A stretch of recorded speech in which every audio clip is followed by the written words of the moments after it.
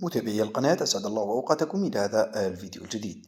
كما تشاهدون في الصور التي هي أمامكم، انتهت عملية وضع العشب الاصطناعي في ملعب ميلودي زروق الذي يقع في بلدية الكاليتوس. والصور التي هي أمامكم توضح مواصلة عملية تهيئة المدرجات. أما الجهة المقابلة والتي لا تتواجد فيها مدرجات فما زالت لحد الساعة لم تنتهي، ومن الممكن أن يتم استغلالها في المستقبل من أجل زيادة المدرجات في حال رفع الطاقة الاستيعابية للملعب.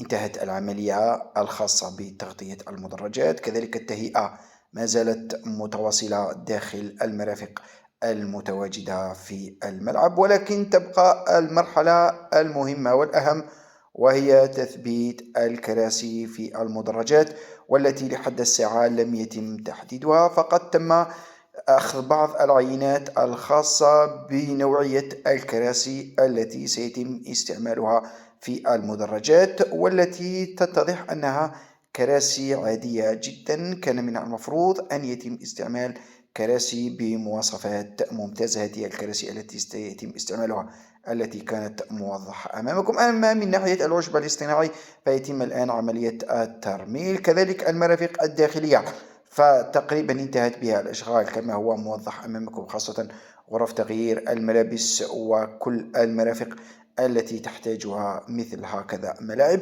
إذا يمكن القول أن ملعب الكاليتوس الجديد بقيت فيه المرحلة الأخيرة، وهي تثبيت الكراسي في كافة المدرجات، ومن المفروض أن تنتهي العملية مع نهاية الموسم الحالي، ومن المرجح أن يتم افتتاح الملعب مع بداية الموسم المقبل بحول الله. ويمكن استغلال هذا الملعب من الأندية المتواجدة في بلدية الكاليتوس، أين سيرفع بعض الضغط على الملاعب المتواجدة في الجزائر العاصمة. هذا ما أردت أن أقدمه لكم في هذا الفيديو.